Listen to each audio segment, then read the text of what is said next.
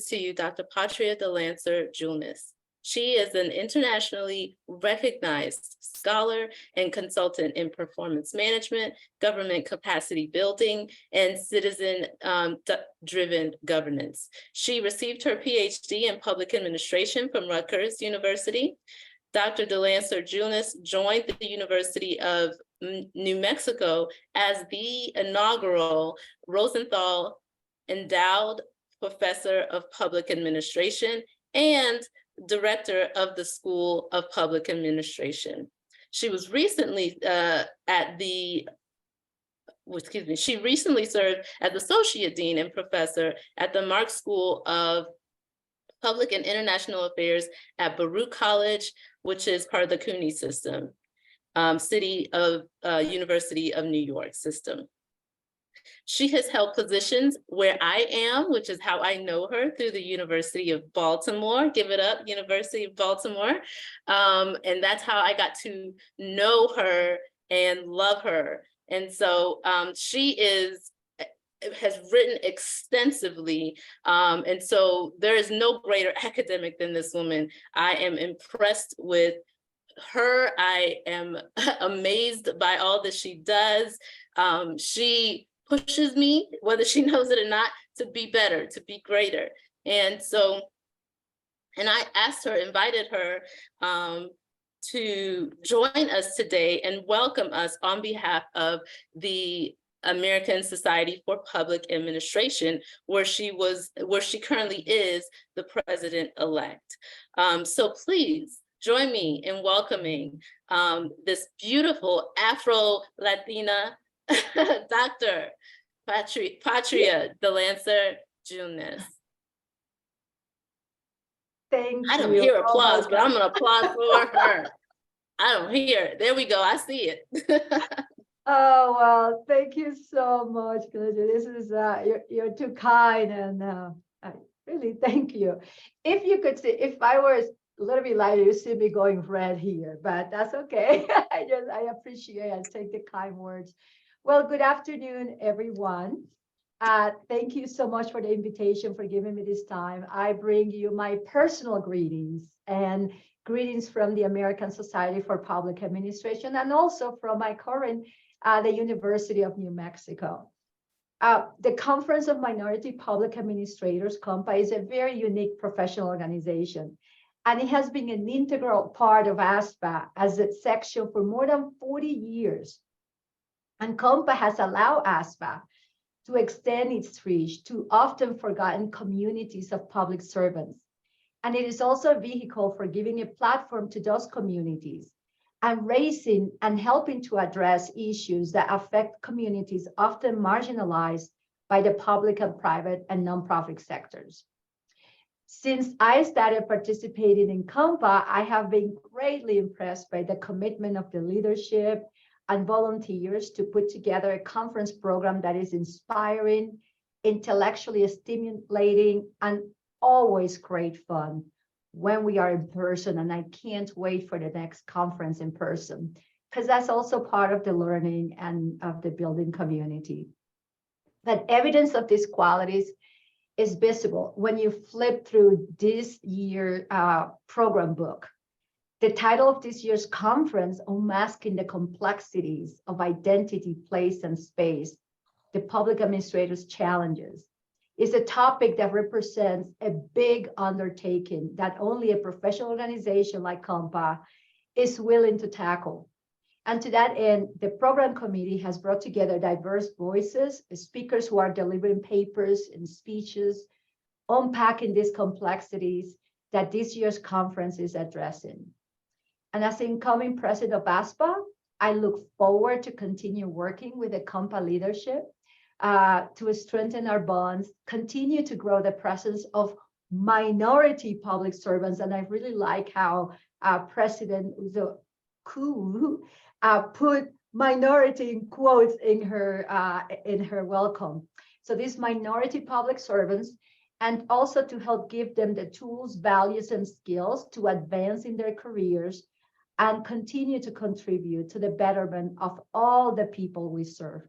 So I wish everyone my best wishes for success, of a great conference once again. So thank you for having me here today. Thank you so much, Dr. Julness. Okay, and so now we are diving right in to our conversation for this afternoon. I believe Ms. Melissa Rosenfeld will be moderating this session, and so I open the floor to her so that she can introduce everyone else.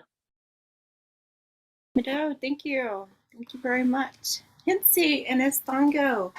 Hello and welcome to the COMPA 2023 plenary session. Every reservation has its Whiteclay. Lessons learned while fighting to end predatory beer sales in one Nebraska border town. My name is Melissa Rosenfeld.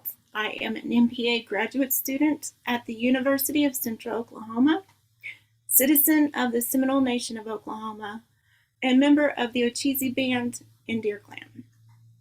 Before we begin, I would like to take a moment to honor the late John Maish, Associate Professor from UCO, who passed March of last year. Professor Maish played a crucial role in the development of this examination of Whiteclay and has utilized his legal and research expertise of alcoholic beverage law and policy and worked alongside Winnebago activist Frank Lemire.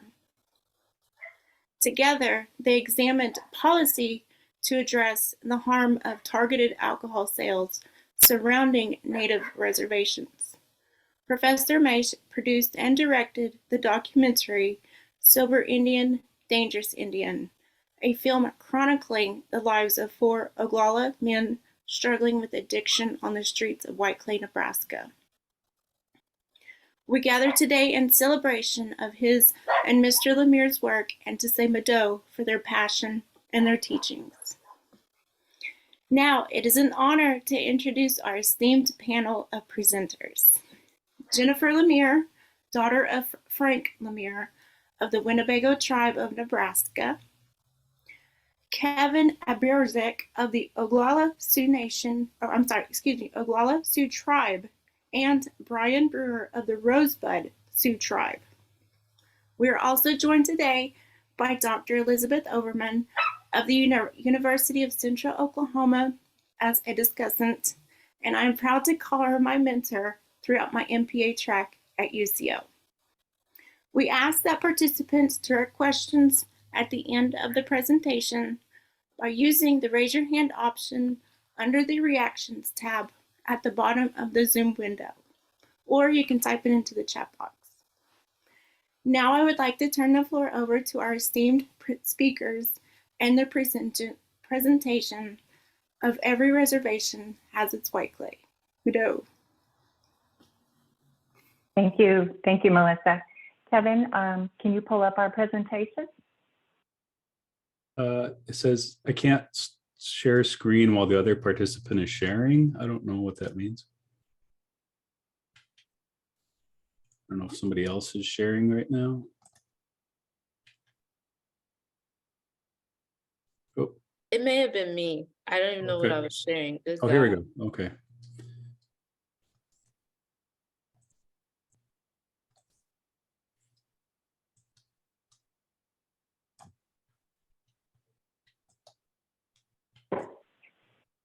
Okay, everybody can see, right? Yes, you're good, Jennifer. Okay, thank you. Well, good afternoon, everybody. We are, really want to extend our gratitude by inviting us to speak before you today and kind of really spread this message. It's a very important message. It was a very important endeavor that my father and Mr. John Maish, took upon. Like Melissa said, my name is Jennifer Lemire. I'm a member of the Winnebago tribe of Nebraska. I do serve as a health administrator and have worked very closely with tribes over the last 20 or so years. We are definitely honored to be with you here today, and we look really forward to sharing this story with you. And we hope that all of you are really touched and really take this message to heart and encourage you to really make yourself uncomfortable and step outside that box just in order to make change when you see change is necessary. Next slide.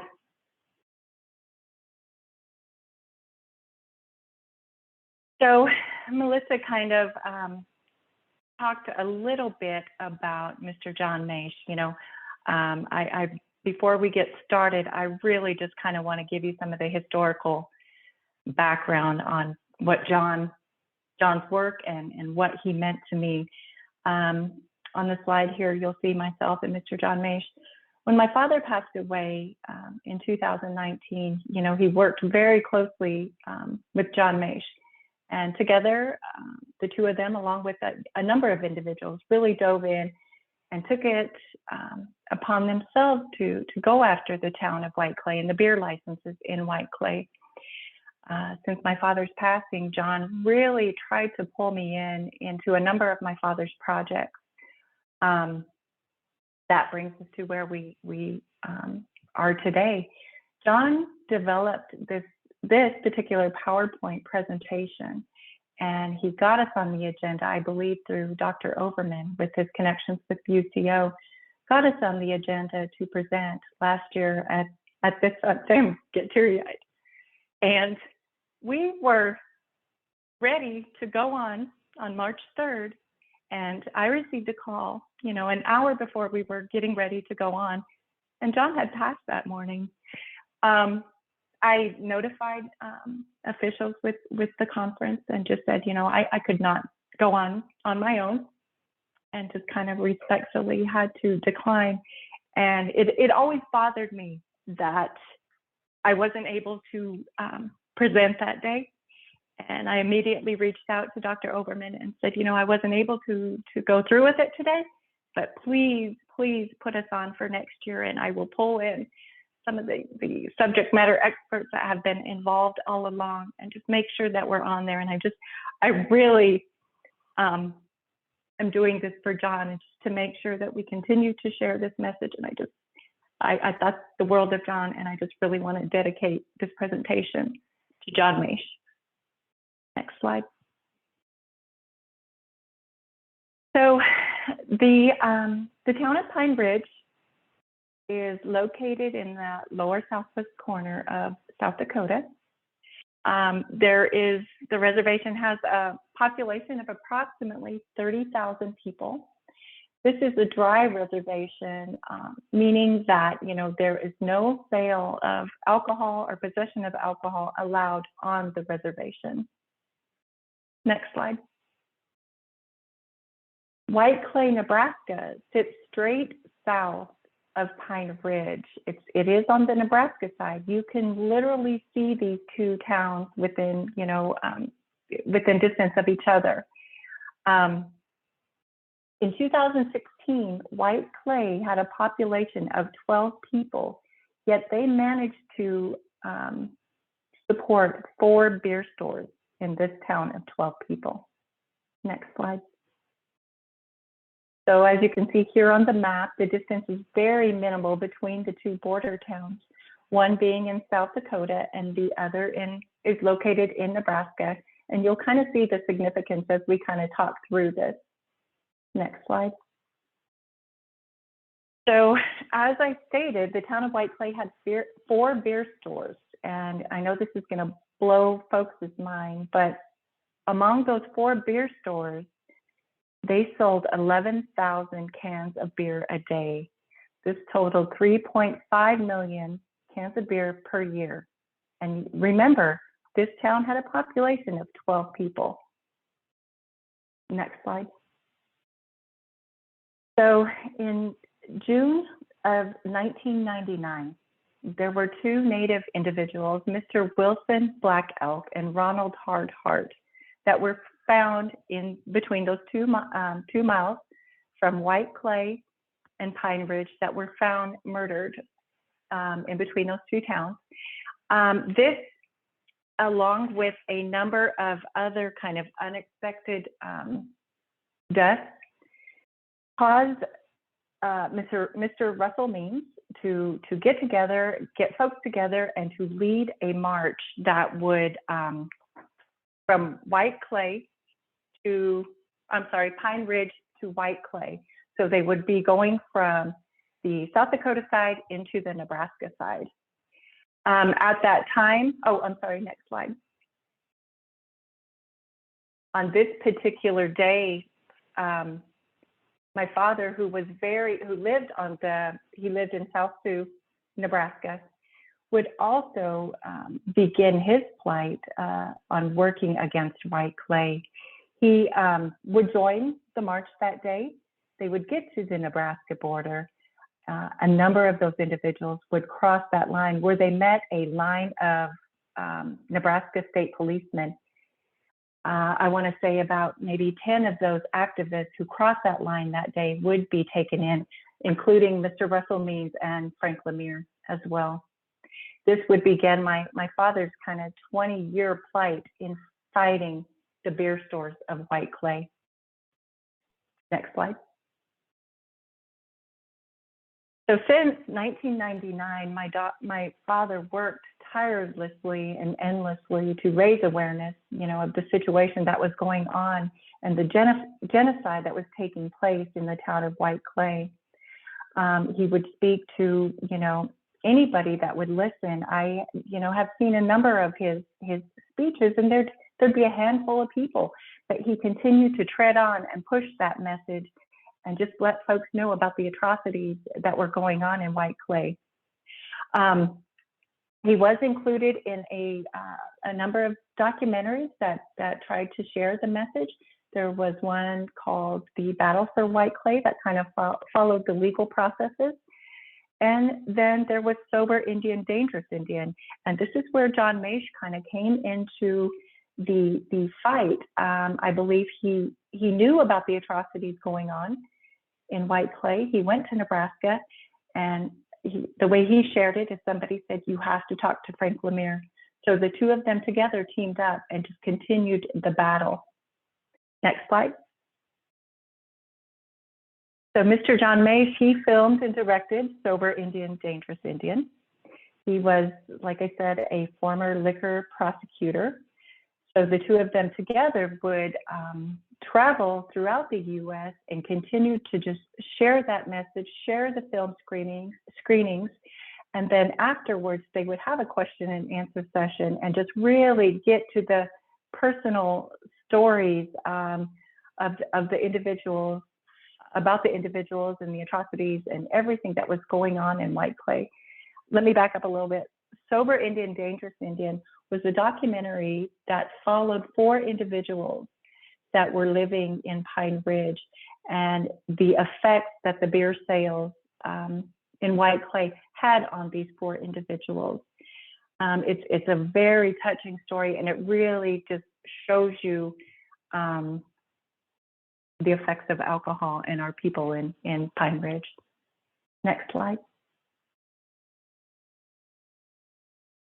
So this is just some really fine print. It just kind of wanted to share, the path that my dad and Mr. Maish took. Like I said, they really were trying to push the message, get the message out there.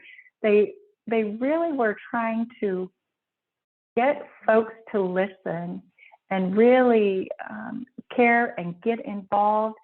They talked to a number of universities, they talked to students, they talked to congressional people, anyone they could that would listen. They continued to push the message and share what was going on in Whiteclay. Next slide. So in April of 2017, the Nebraska Liquor Control Commission finally voted, after years, decades, they finally voted to close down the 4 beer stores in Whiteclay. This, essentially would change the fabric and the being of Whiteclay forever, and it would have a lasting effect on the Lakota people. However, we know that the healing, is not going to come overnight. I know my father and John Maish both agreed that, this is just one piece of it. There's years and years of historical trauma that folks have to endure there. And it's not going to correct itself overnight. People are not going to heal overnight.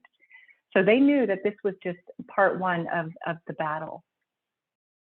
Next slide. So I just want to make note,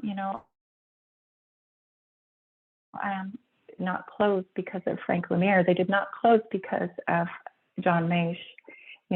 Although I'd like to think that these two great individuals and mentors played, a huge, huge role in that.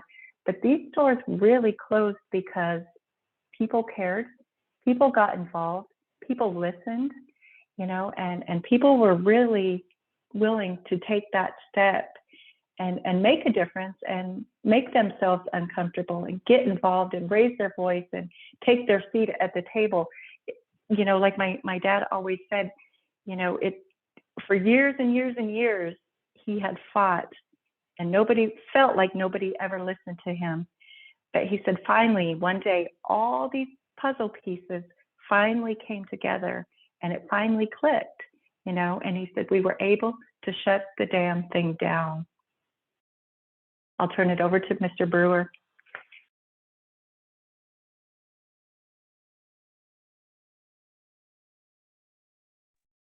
You're still on mute, Mr. Brewer. Can you hear me now?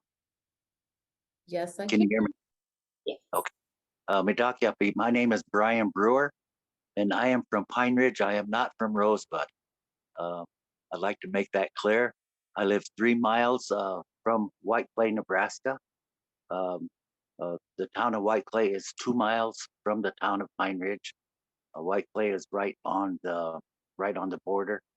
The first bar is probably 75 yards from the reservation border. I would, I was on the grassroots level. I was president of the Ogallala Sioux tribe. Before I was president, we were marching into Whiteclay. I'd like to thank those people on the Pine Ridge Reservation on the grassroots level who protested. A couple nights a week, we would march into Whiteclay. And on one of these nights, when we marched into Whiteclay, I met John Mache. He was filming his documentary, Sober Indian, Dangerous Indian. He was filming. That was the first time I got to meet him. I got to meet Frank Lemire when Russell Means died at his wake. That was the first time I got to meet Frank. And after that, we started working together. He knew what we were doing. We were marching into Whiteclay. But the thing is, no one really paid attention to us marching into Whiteclay. We would try to close it up, but we could never do that. No one paid any attention to us. And nothing really happened until John Mache, his documentary came out, and Frank Lemire got involved uh, because the people of Nebraska knew nothing about Whiteclay. Most of the people in Nebraska didn't know where Whiteclay was, but they brought awareness to Whiteclay, and that's when things started to change through Frank and John with their lectures, talking to people, and starting to wake up the people in Nebraska of what was happening. And that what started it all, and we can't thank them enough for all that they did for the Lakota people. Let's see, I'll quit talking right there. We'll get on with this. Our Whiteclay activists challenging assumptions and shutting programs to close Whiteclay beer stores. We did our best on our end here, demonstrating, walking into Whiteclay, closing the beer stores when we walked in. When we would march in, all the beer stores would close. So we thought even if we just close them up for a few hours, that is good. But the real activists that really got things going was John and Frank. They're the ones that pushed it. If they didn't do this, I would probably still be marching into Whiteclay trying to close them up. But no one paid any attention to us. Next slide. From 1999 to 2014, Whiteclay activists assumed Nebraska leaders would see Whiteclay as a moral issue. Nebraska was undermining the tribe's ban on alcohol by licensing 4 stores on the Pine Ridge border. When I was president, I tried to meet with the governor of Nebraska. I went to Lincoln, and he told me he would not discuss Whiteclay. When I got into his office, he had 4 highway patrolmen in his office with him, and he refused to talk to Whiteclay. It was probably the shortest meeting I was ever in my life. But he had no intention of closing those liquor stores. So it was very difficult to work with the state of Nebraska. We didn't have much support. We did have some support from senators, state senators, who were stepping up and helping us. Most Nebraska leaders rejected this moral argument, reminding activists that beer was lawful in Nebraska and asserting that drinking in Whiteclay was a matter of personal choice. Now, I really have a problem with this personal choice. When you live in Pine Ridge and all you have ever seen is alcohol, you've never seen the other side. You've only seen drinking, so you never had a choice. There was only one choice, and that was drinking. Just about, I don't know of any family that was not affected by alcohol. Um, as growing up in Pine Ridge, we never had a choice. We only saw the drinking and things like that. So I have a problem with the personal choice. We were born into it, and it's a tough situation. We never had a choice. Next, in 2015, Whiteclay activists retooled their moral argument and added 2 additional issues. You know, we've always talked about the moral issue, what it was doing to us, the legal issue, the boundaries uh, of the reservation, and where you could sell liquor and where you couldn't sell liquor. So that has always been an issue. But the moral part of it was trying. That was the big issue of trying to get the Nebraska people to see what it was doing to our people with a form of genocide, and we had no control over that. And that the new moral issue. Neurobisk, uh, pediatric nurse, adopted parent, fetal alcohol syndrome disorder clinician. She became a leading voice in the Whiteclay movement. Everyone knows Nora. We know what she did, and she had just one child. Could you speak a little louder, please? I'll try to speak up here. I'm sorry.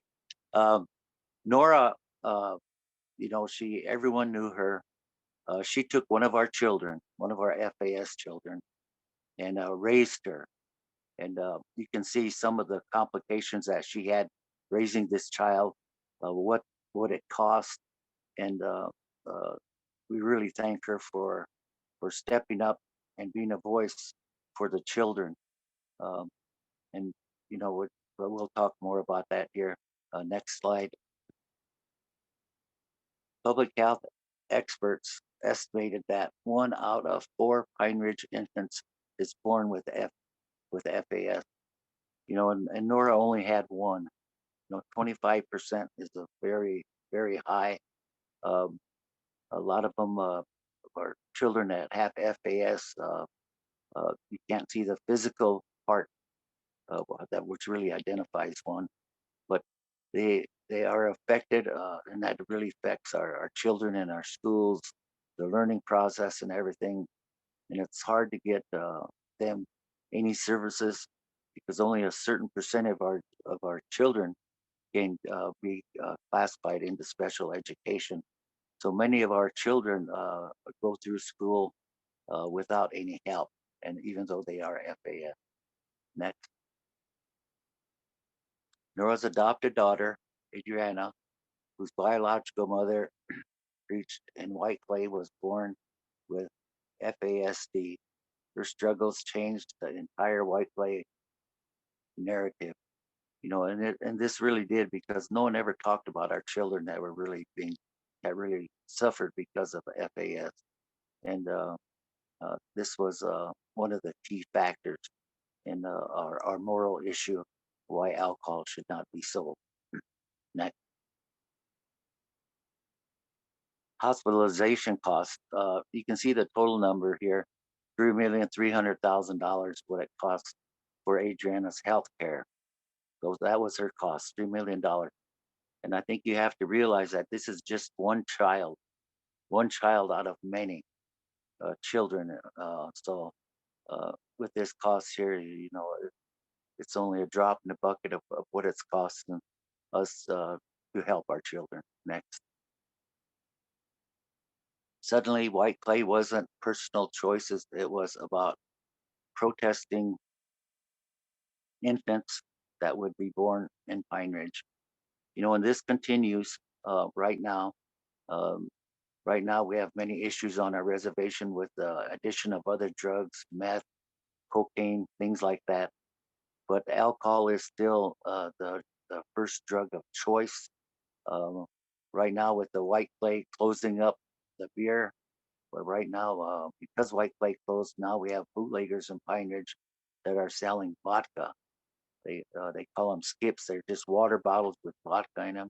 So that's what people are drinking, and that is even more harmful to our Lakota people.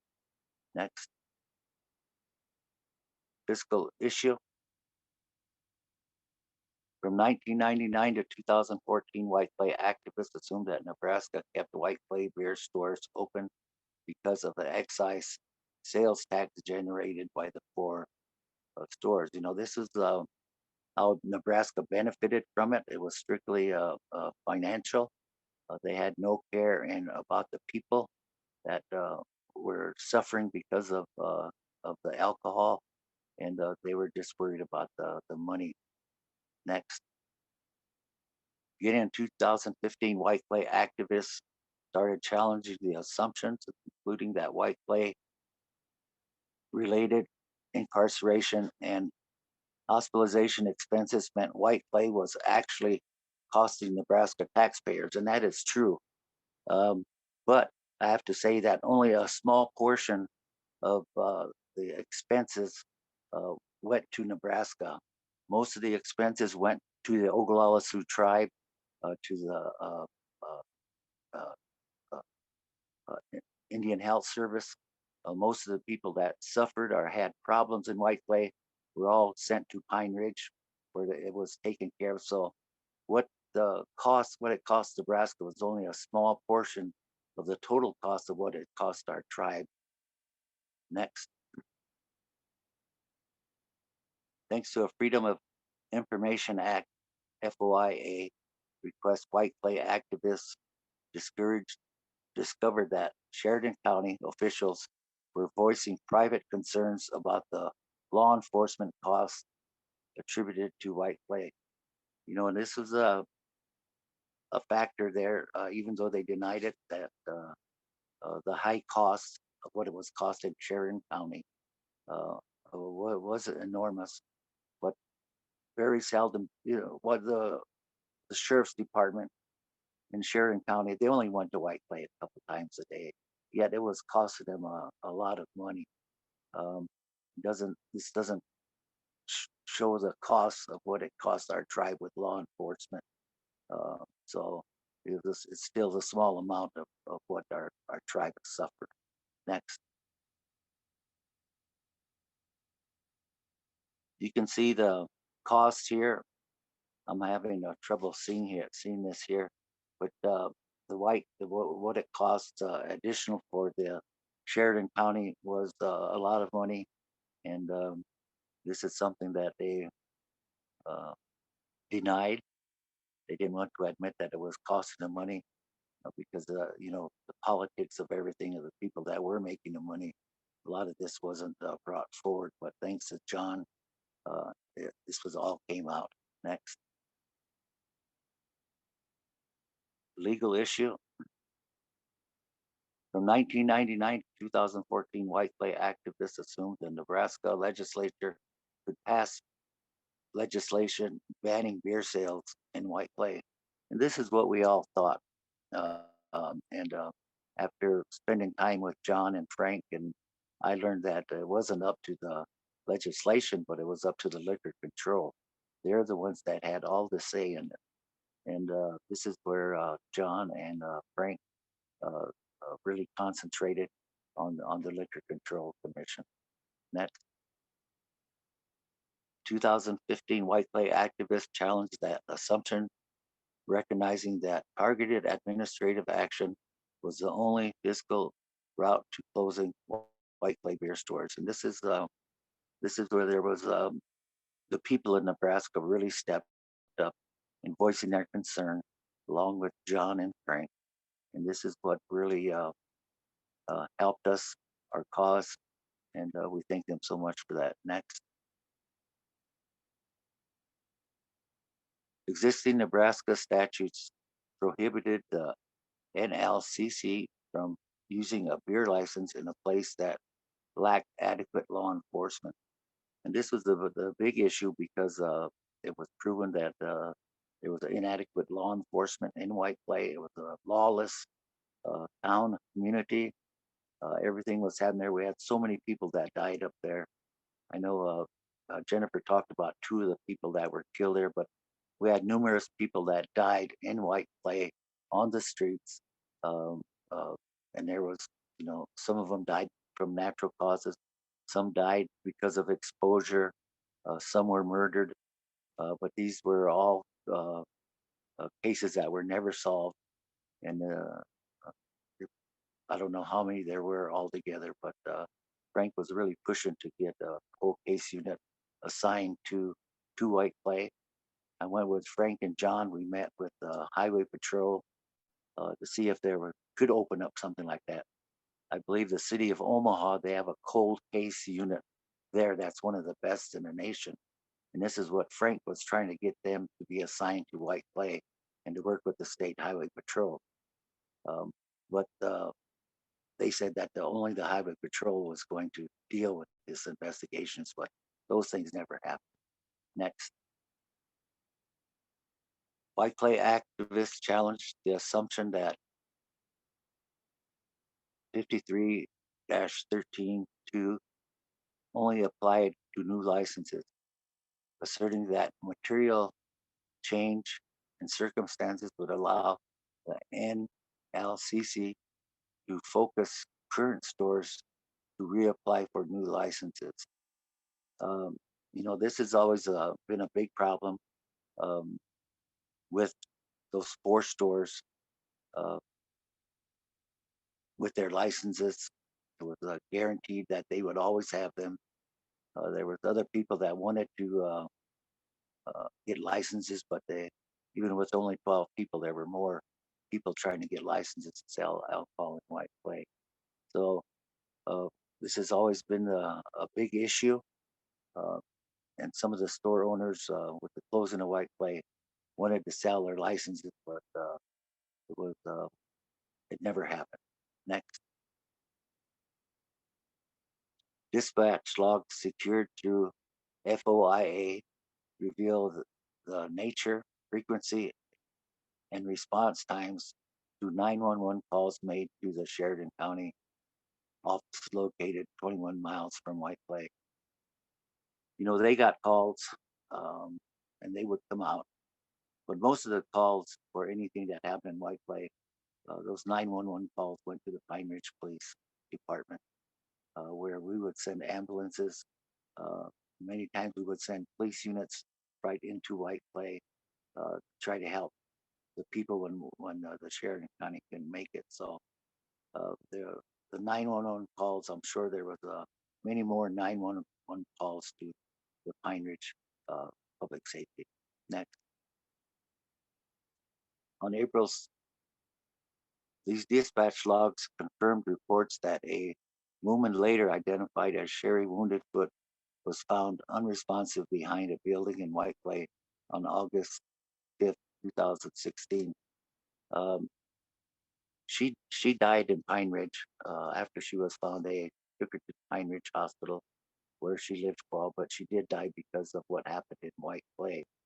Uh, Her daughter went with us many times with Frank and John to give testimony on what happened to her mother. So she's been in Nebraska many times, uh, trying trying to stop what has happened to her mother. Next, on April 6, 2017, following decades of predatory beer sales, the Nebraska Liquor Control Commission finally conducted a 10-hour administrative hearing to decide whether to reissue Whiteclays for beer stores. After this happened, when they denied it, then it went to the uh, state Supreme Court, and that's where it was it finally all ended there. Next, the NLCC hearing included testimony from uh, Tatewi Means, the Ogallala Sioux Tribe's Attorney General. She not only was the Attorney General, but she was also Russell Means' daughter. And it was ironic that Russell started this, the first one, and then his daughter finished it years later by giving testimony to the state of Nebraska. Next, Whiteclay missionary Marcia Bonfleur, who testified on numerous encounters with Lakota women who had been sexually assaulted in Whiteclay. Marcia is still in Whiteclay. I see her often. She lives right outside of Whiteclay, and she's still working with the women in Pine Ridge. She's someone that we really appreciate that helps our people, but she is still working. Thank you. Next. By challenging assumptions with shifting paragram, Whiteclay activists witnessed the Nebraska Supreme Court affirm NLCC's liquor store closures on September 29, 2017. And this is what really, this closed the store. This was a great victory for the Ogallala Lakota people. And this would not have happened if we didn't have John and Frank and all the other people, all their supporters. There's many people that supported these two individuals and that helped them. And this would have never happened unless the people of Nebraska spoke up. And I want to thank the people of Nebraska for doing just this and helping. That updates. The dire warnings of border town violence and alcohol-related traffic, which escalates increasing in Whiteclay's beer stores closed, never came to pass. You know, Whiteclay is closed now. All the people that lived on the streets are now back in Pine Ridge. We have a shelter for them, but you don't see the people passed out on our streets. You don't see them drinking on the streets. There's still alcohol being used, but you don't see it. A number of our homeless people have relocated to Rapid City, where they are still homeless in Rapid City. They're living on the creeks and everything. So we did close Whiteclay. We have a lot of healing. We have a lot of our children that are have been traumatized because of Whiteclay, the alcohol, and we were really hoping that Nebraska made some promises to us that maybe we could start some healing there. It would bring economic development to Whiteclay, but not much has happened. There is a dollar store in Whiteclay right now. We have the post office, and we have a one grocery store in Whiteclay that are going right now. One of the liquor stores there is being made into a place where our artists can go and our local artists can go and work on different projects. Next, Sheridan County, I cannot, well, I'm having a hard time reading here. It says Sheridan County felony case filings from 2009 to 2019. Yeah, you know, the felony cases, I think have really gone down. You know, when they said Whiteclay would close, there would be more uh, accidents from Whiteclay to the neighboring towns. There would be more felonies, and that has not happened. Nebraska was really worried about that, but none of those things ever happened. Next. Now, is this something that you're doing, Kevin, or it's still on mine? Oh, I can get pick it up from here. Why don't you go pick it up? Thank you so much, Kevin, and thank you. Brian. Yeah, so this slide here shows Sheridan County alcohol-related traffic accidents and alcohol-related traffic fatalities. And as you can see, the numbers have gone down from 2017 to 2018, then slightly up again in 2019. But from 2017 to 2019, alcohol-related traffic fatalities certainly decreased in Sheridan County. Again, Sheridan County is the county where Whiteclay is, right on the border with the reservation. This shows Whiteclay sales tax revenue from 2017 to 2019. You see it dropped significantly following the beer store closures, but tax revenues quickly rebounded because consumers no longer felt unsafe to shop in Whiteclay. As Brian mentioned, you know, there is a Dollar General store there. There's a maker space as well there, and a number of tribal artisans have set up shop in Whiteclay since the beer store closures, and all of that has brought additional revenue to the community. Before his passing on June 16th, 2019, activist Frank Lemire challenged Nebraskans to mitigate the harm caused by Whiteclay beer stores. Lemire called on Nebraska to create a cold case unit to investigate Whiteclay's unsolved murders. Brian's talked about that, and Jennifer has as well. Lemire urged Nebraska to stop the continued flow of alcoholic beverages onto Pine Ridge. Lemire encouraged Whiteclay to be returned to the Oglala Sioux. Yeah, and this goes back to a presidential executive order that was issued by President Teddy Roosevelt that removed Whiteclay from a buffer zone that had been created there prior to his presidency. So in doing so, he allowed alcohol distributors to come into the community. So Lemire had asked that land be returned to the Oglala Sioux. On December 22nd, 2021, a Whiteclay activist transferred 48 acres of Whiteclay property to an Oglala-led nonprofit corporation. So this is John Meisch, who had purchased a number of acres there in Whiteclay, and before his passing, had planned to transfer that to Thunder Valley Corporation. Thunder Valley Community Development Corporation has announced tentative plans to build transitional housing and permanent supportive housing on the site in Whiteclay. The hope is to establish a healing retreat essentially in Whiteclay, where people go to get sober and stay sober. In doing so, the real ideal is that it'll be harder to reestablish beer stores in that community. According to the Whiteclay activists, transforming Whiteclay into a place of healing is the best insurance policy against the beer stores ever returning. What predatory practice near a tribal reservation by you needs to be addressed? As Frank Lemire once said, every reservation has its Whiteclay. You know, across the country, there are a number of reservations and tribes that have essentially prohibition that don't allow alcohol onto their homelands in any forms. You can't sell it there, you can't buy it there, you can't drink it there, and you can't even transport it across the reservation. So what happens is all of these little towns set up shop essentially on the borders of these tribal homelands, and they sell beer to the dry reservations, and it happens all across the country. Nothing will change until people are made to feel uncomfortable.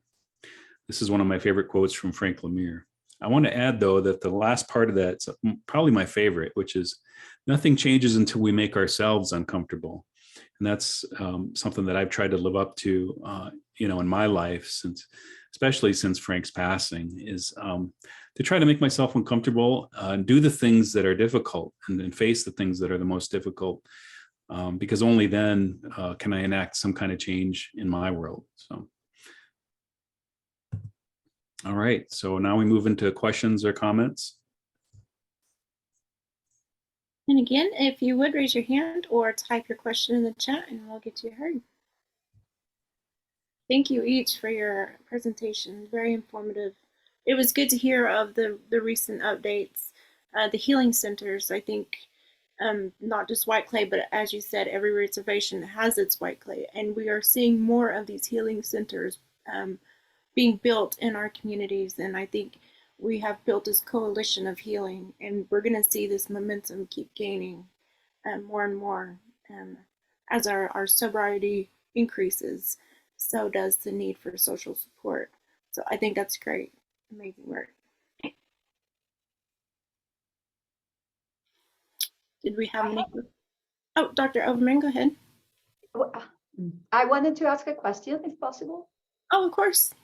Thank you. I just was wondering, and forgive my my ignorance, but doesn't the notion of sovereign nation comes into play? I mean, how is it that you couldn't stop that? What is how does that work, or why didn't that work? I mean, the transporting of alcohol onto the reservation? Yeah, I mean, and selling and so on. But because if you are a sovereign nation, right? If we have sovereign nations, then and why would the U.S. regular laws override the laws of the reservations? I don't know. It's just I don't understand. Yeah. Well, we have open reservations where people can travel back and forth, and this is how alcohol is brought onto the reservation. When I was president, we passed laws and stuff that we would try to get. I'm trying to think here. My mind went blank here. But where we would have roadblocks at each entrance into the reservation, where we would check for things like that. But also, our reservation is very beautiful, and we have a lot of tourists that come. A place where we could welcome the tourists, give them maps and things like that. We have our roads are destroyed by a lot of semis and stuff that sneak through our reservation because there's no scales, and we were hoping to set up scales where we could stop these semis from coming in. But we were really hoping to have something like that, but we could never get the funding to have this. Loretta, I see you have your hand up. Go ahead. Sure. What struck me about your presentation was well, actually raised a question. Did you follow the money? And I was curious to find if it were corporations or I wanted to kind of put your fight was a huge fight, but I wanted to put it into perspective in terms of the dollar impact. Meaning, were the owners of the liquor stores individual owners, and did they come together to work to block you, or were they liquor stores that were owned by larger companies? The liquor stores were owned by individuals. The middle people, the distributors, they're the people that made the biggest money. The Budweiser and all of them, they were out of Scottsbluff, Nebraska. But the middlemen, the distributors, they made the big money. And when we would march into Whiteclay to try to stop the beer trucks from coming into Whiteclay, it was always the distributors that had the highway patrol and the sheriffs there to stop us. It wasn't from the individual owner. The individual owner, sure, they made money, but the distributors made the most. Thank you. All right, we have a question from the chat. The question is, there were legal cases related to state and federal criminal justice jurisdictional questions, McGriff. What is the status of those cases? Right now, those cases are still open, as far as I know. The FBI, Tom Forbear, he was one of our political leaders. He is gone now. He's the person that had his two brothers were killed in Whiteclay there. But they really pushed for investigations from the FBI. The FBI promised that they would look into these cold case matters, but that has never happened. There's never been anything from out of I raise that question because I think it gets to the heart of the jurisdictional question that was asked earlier, because as I understand it, there were some favorable decisions made with respect to that particular case, and that the state seemed to actually ignore. So I don't know if I'm reading that incorrectly, but I think when you say, aren't you have that sovereignty, I mean, it's like the U.S. treaties, what I'm saying? It's not worth the paper it's written on. So that's why I raised that question. Yeah, the state has no jurisdiction. The state of South Dakota, or the state of Nebraska has no jurisdiction on the reservation. But our tribe did open it up when we asked for the investigation. We encouraged the state of Nebraska and the state of South Dakota to come help with the investigation, but they were a little afraid of any jurisdiction issue. So nothing ever happened from either state. We're seeing that in Oklahoma too, with the McGirt case. That the jurisdiction is kind of fuzzy, and it's kind of caused a ripple in criminal justice cases, and our tribal sovereignty must be upheld. But when do they honor the treaties? That's the question. Oh, Dr. Overman, go ahead. Thank you. I'd like to raise a challenge here, quoting an injunction from Dr. Blandy Blissett, who wrote that what public administrators have historically been lauded, while public administrators have historically been lauded as neutral implementers of public policy, the stance is no longer acceptable, if ever it was in the first place, and that the power of governments is to change conditions harming people. And what happened at Whiteclay seems to have broader implications. This conference itself challenges public administrators to unmask the complexities of identity, place, and space, to invoke Nick Estes, who quoted Koala Mohawk scholar Audria Simpson, the refusal to accept the impossible condition of banishment and disappearance from one's homelands, and outright dispossession structures the indigenous political practice of return, restoration, and the reclamation of belonging and place. And the question raised at the end of the slideshow is, what predatory practices are currently carried out near you? Are there not institutions that are preying on people and causing hazard and damage? We have so many problems here on that. Human trafficking we have here. There's just the drug. We have drug cartels have a foot on our reservation right now, and we just don't have the resources. Our public safety, we don't have enough criminal investigators. We do have a few forces that are comprised of the state, tribe, and federal law enforcement people that are looking into these things, but there's just not enough people to bring this to a halt. And this is one of our biggest problems with the drugs and everything that's coming on the reservation.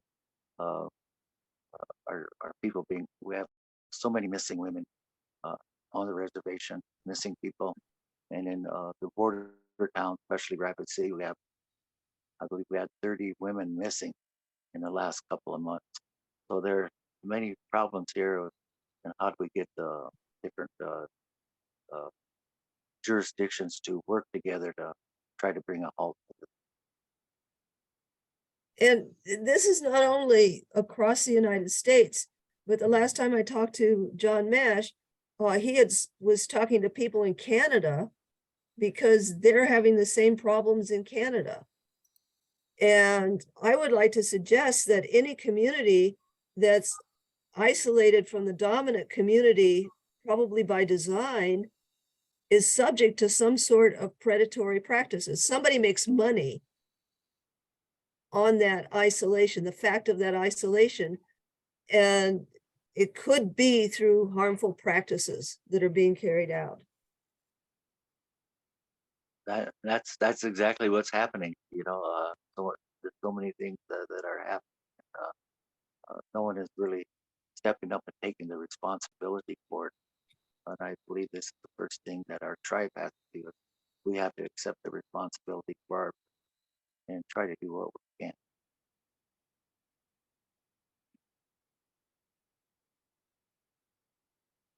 Did we have any other questions?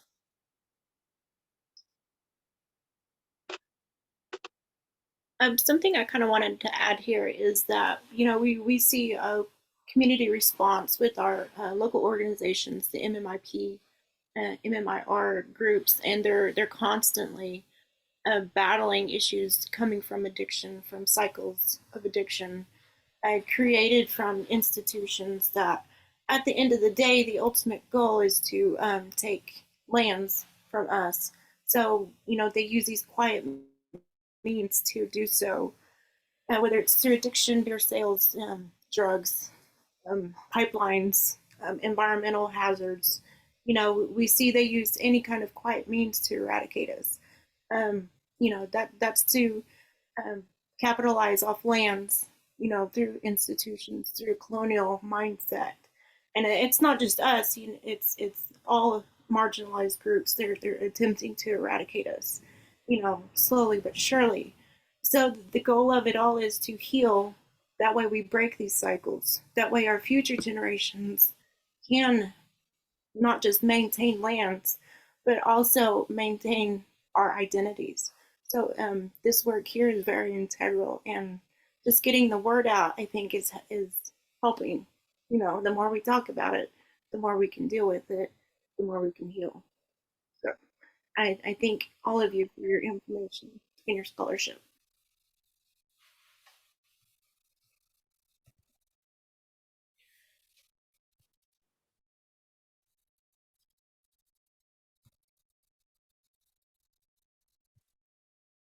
Well, are we closing? I want to throw a monkey wrench out there. Oh, go ahead, George.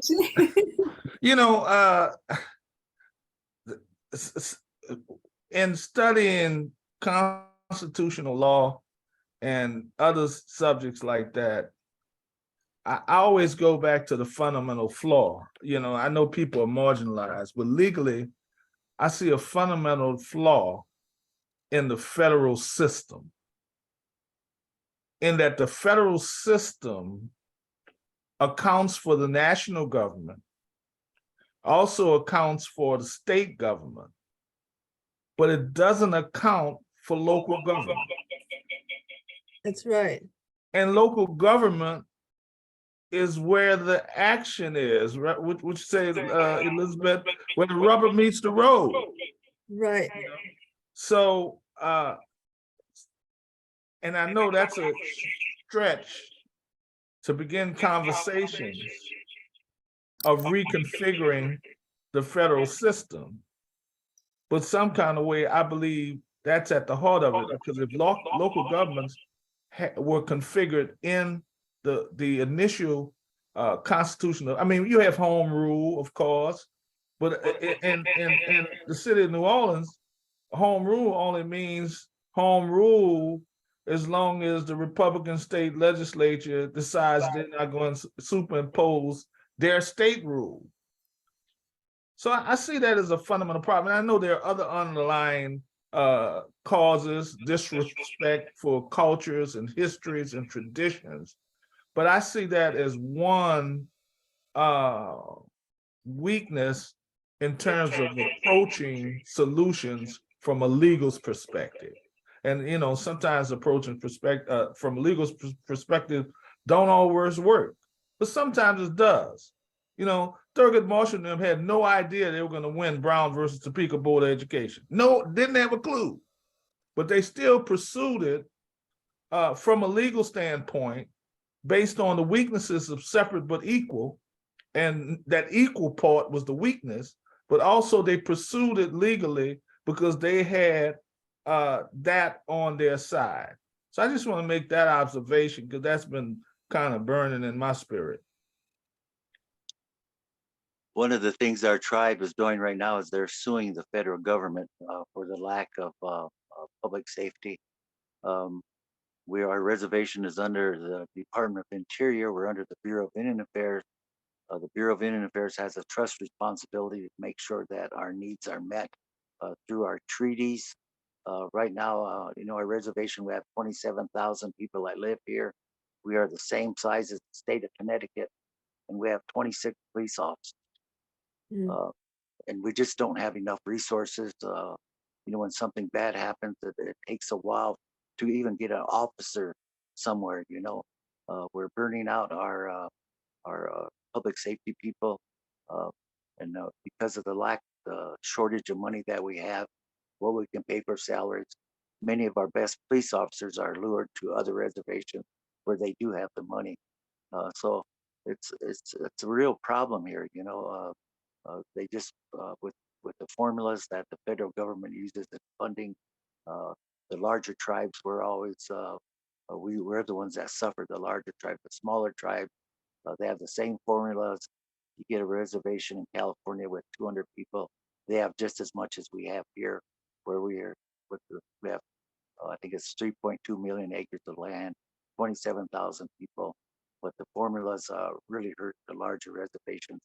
And like I say, how can you how can we serve our people with 26 police officers with 27,000 people? It just doesn't work. Mhm.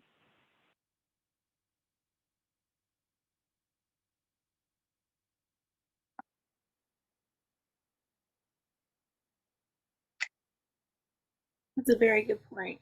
And I kind of like what George said about the local governments not working, not participating. Excuse me. And I think that's a commonality these days. So yeah, we do have to resort to judicial cases to resolve these conflicts, and I think you're going to be seeing a lot more of that here in the future.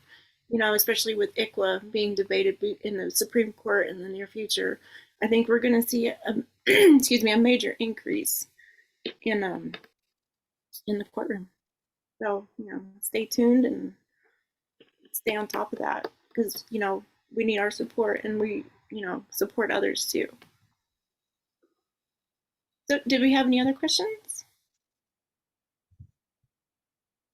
I'd like to ask, in terms of the healing centers, the healing retreats, um, are the local artisans part of that in terms of the arts and the humanities to help in that process?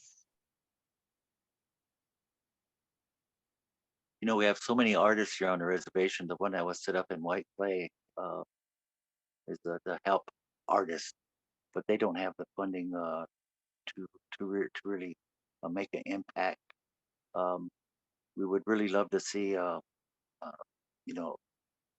young people, future artisans, educators. We would really like to help them, but there's just not enough funding there. Our healing, we need, that's our biggest problem right now, is our children and the adults too, is our healing. We don't, right now, we don't have any uh, centers where we can send people for treatment. We have to send them off reservation. When these people come back from treatment, there's no support for them from our tribe or from the program, because they don't have the funding to do it. Our schools, many of our schools, they're trying to bring some different things in to help our children. We wonder why our children don't succeed when they come to school, and they're so many of them, they come to school where they've been abused physically, sexually, mentally abused, and they have trauma. And teachers, most of our teachers come from off the reservation. They have no idea how our children live, and we expect them to learn. But we're really trying to incorporate more healing things in our schools. We have many of our schools. We're trying to work together we're trying to work together to bring in our spiritual people, mental health people that can work with these children. Uh, right now, so many of them come to school and we have no idea what they've gone through, So it's really a tough situation where we don't have the medical people, so we're trying to get telehealth started where we can work with our children and our adults also. But that is a little further down the line. But healing is our biggest concern of how can we heal our people and especially our children who are suffering because of everything right now. Thank you.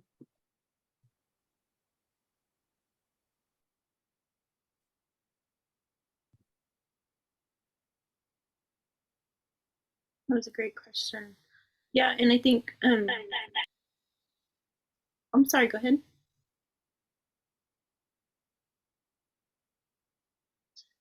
What I was saying is that I think centering artwork is a self of not just healing but self-expression, and we see a lot of our artists gaining momentum today, and I think that encourages not just our youth but other people who want to break the cycles, and I think it's been a helpful therapy for those who have experienced trauma and effects of addiction. So I think it's always been an outlet for us, a method of healing. So centering artwork and artist events, I think is helping communities. So that's a great question. Thank you, Veronica. If I could say one thing, one of the things I'm on the Lakota County School Board, and years ago, because of No Child Left Behind and everything, we had to drop so many programs. We had to drop our art program. We had to drop our music program. These are things that are so good for our children, and we're trying to figure out a way to bring those things back with additional funding so we can bring back our art program, our music program, industrial arts program. But the art is really a form of healing, like you said. We have so many artists here. Uh, One of the things we have so many artists here, they do their work, but who are they going to sell it to? There's no one to. They end up selling their artwork on the streets to our own people. We're really hoping that we could possibly get through Whiteclay, through that art place up there, where maybe we could create. Oh, you went muted, Brian. You're muted, Brian. I don't know if you can hear me. Brian. Brian, you're You're muted. muted. Mr. Burr, yeah. His mic might be out.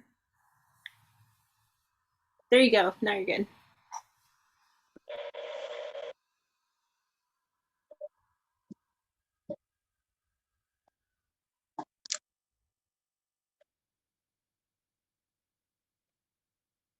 Can you hear us? I can hear. Okay, there you are. There you are. I'm sorry, you cut out at that last bit you were saying. Oh, I was just saying that most of our artists on the reservation, we have no place. They have no place to take their artwork. Mhm. They end up selling it on the streets to our own people, and they get very little money. They could go to Rapid City, but it costs a lot of money to go to Rapid City, and Rapid City they don't pay them very much either. We're really hoping that we could get a co-op started on a reservation where our artists could take their artwork and get a good price, and they wouldn't have to be running all over trying to retail it, where they could spend more time just doing their artwork. But they do a piece of artwork, then they have to travel 100 miles to try to sell it. They don't get very much money for it. So uh, there's a lot of work that would be done to, that would really help our people economically.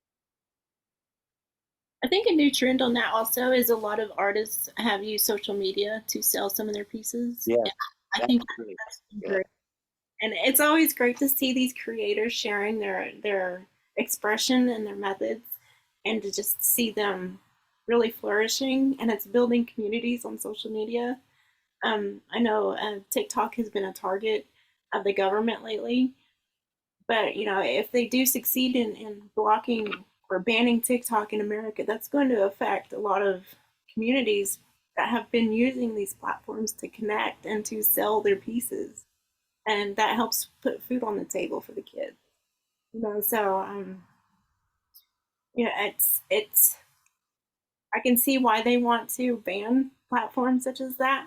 But you know, we need to look at the effects too of this legislation. It affects, you know, big and small. So it's always heartwarming to see our people thriving and happy in their element and their working in their mediums. So I think that it's been a good thing for us. If I may ask just a quick question, it might be a digression off topic, but I think it's related to the well-being of the Indian reservations. We've seen a lot of research on the impact of COVID-19 on minority populations, but from your experience, any of the panelists here, can you share a little insight on how the impact has been with the Indian nations and how you're responding to that in terms of either the Bureau of Indian Affairs or any of the Indian health services, how this has been dealt with, if that makes sense. Maybe Jennifer can talk about the Indian Health Service since you're affiliated with them, how that's affected us. Well, Brian, I think it'd be good to talk about some of the activities that occurred on the reservation. I'm really not in Indian Health. I'm not representing Indian Health Service. That's why I have to be really careful. Oh, I know it. I'm sorry I put you on the spot there. Yeah, you know, our tribe received a lot of money, COVID money, and this is one of our concerns: is how that money was spent, how it helped our people. But that's very political right now. But our tribe, and I know other tribes also have received so much COVID money. But how has it changed the lives of our people? How is it helping them? So it's an issue that we are facing here with our tribal government and how that money was spent.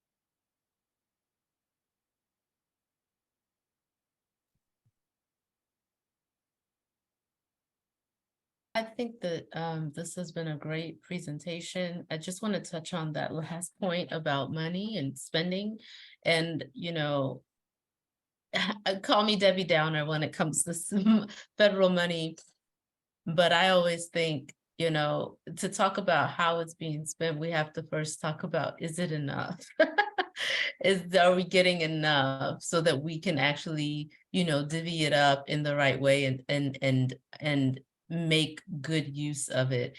And this presentation, this topic has opened my eyes to an area that I wasn't privy to, and that is very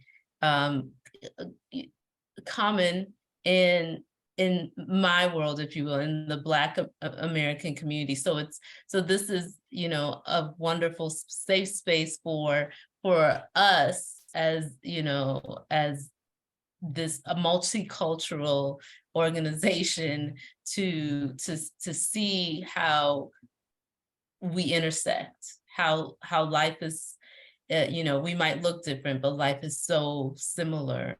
The treatment from the powers that be are so similar. You know, some of the dilemmas we face, some of the community issues we are constantly dealing with that seem to, you know, have no end, and, you know, what we call wicked problems are not just in a community. It's in many different types of communities, and money is a factor. I think, you know, money is a factor, but it's also that it's not being publicized. It's not being put out there to be, you know, in the big news streams. And it's something that we have to sort of publicize on our own. And we do have social media that allows us to be our own news networks, if you will. But I, not to digress, but I do want, or not to talk too long, but I do want to just say thank you. Thank you for bringing this important topic to us. And we hope that you'll come back and share updates as they come to you. So thank you so much. Thank you. Just one comment I can make on behalf of the COVID, question. And Brian kind of shared that, the tribe received a tremendous amount of money. I know for a fact that happened across the country, but here's the thing that came along with that. So there was this tremendous amount of money that was shared with tribes to deal with COVID. There was no guidance. There was very little guidance, and it's really going to put tribes in a difficult spot. It was basically COVID related, which opens the door, and it put tribes in a really bad position because, nobody knew what to do. The federal government didn't know what to do. Tribes didn't know how to deal with it. And so we wrote a check to the tribes, and here, you go take care of your people. And it's really going to come back to bite, the federal government. I think it's going to come back to bite tribes. There was just little guidance. We checked the box and got the money to tribes with very little guidance. And I worry about that.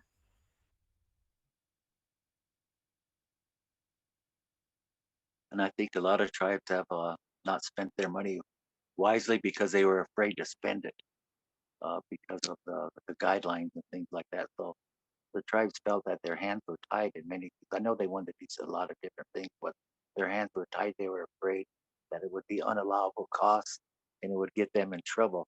So our tribe, I think, wasted a lot of money on things that were covered, but it wasn't what the people needed. And this is where, like you said, they just wrote them a check, and what do we do? Mm-hmm. There's a lot of guidelines, so that really hurt us. We wish more money. We wish some of that money would have went into education, but it didn't. Uh, so I think it was a problem, and it's going to come back to haunt some people. I think our tribe might be pretty good because they watched every penny and they made sure that it was spent, so there wouldn't be any kickback on it. But it did hurt our people because it wasn't spent the right way.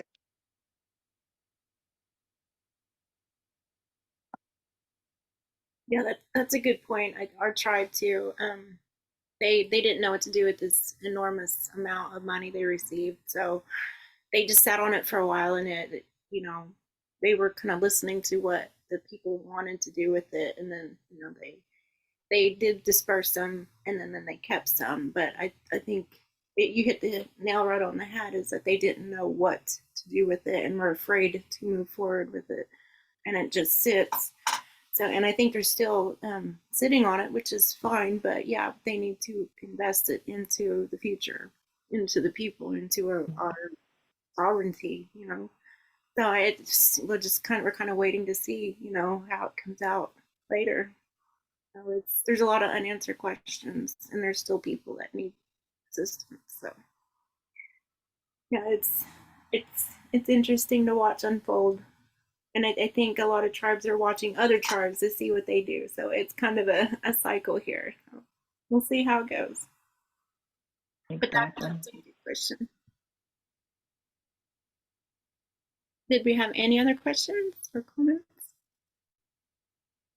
I just want to make a comment and just really thank Dr. Overman and this group for inviting us back again. I really felt good about, being able to share the message, to come through and deliver John's presentation. That really feels good to me. And we really just want to continue to just let folks know about, what has occurred in Whiteclay, and that it does, occur all over this country. There is, every reservation has its Whiteclay, and I stand by that. Thank you. I want to thank everybody. We're always told that Whiteclay will never be closed. Protesting would go in there and say you're wasting your time. They'll never be closed. You can't close it. I think with people like John Mesh, Frank Lemire, anything is possible. especially when you get the people supporting you, just doing what is right. Like they talked about it, how do you make people uncomfortable? This is something that we have to continue to do to make change.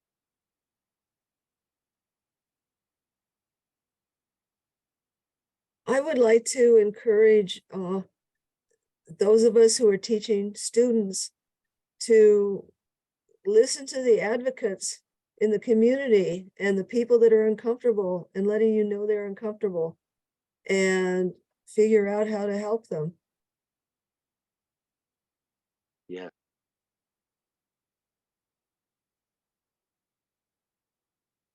Thank you, everyone. Thank you. Yeah. Well, if we don't have any other questions, I'll go ahead and close it out. I'd like to thank our Indigenous scholars and our leaders for your teachings and your scholarship on this impactful and critical work. It's really an inspiration to students like myself. It gives us direction on what we need to address next in public policy, public administration, and I'd like to thank my mentors and my professors for their guidance. With your work, we move closer to building positive policies that assist Native and non-Native people alike and the health of our Native nations. And I'd like to extend the go. Thank you. We appreciate your work and your dedication. We'd like to thank the University of Baltimore, the organizers of COMPA 2023, and extend our gratitude to the Indigenous scholars and leaders for their work. And we invite you and welcome and enjoy the remainder of your conference. Go. Thank Thank you all. you.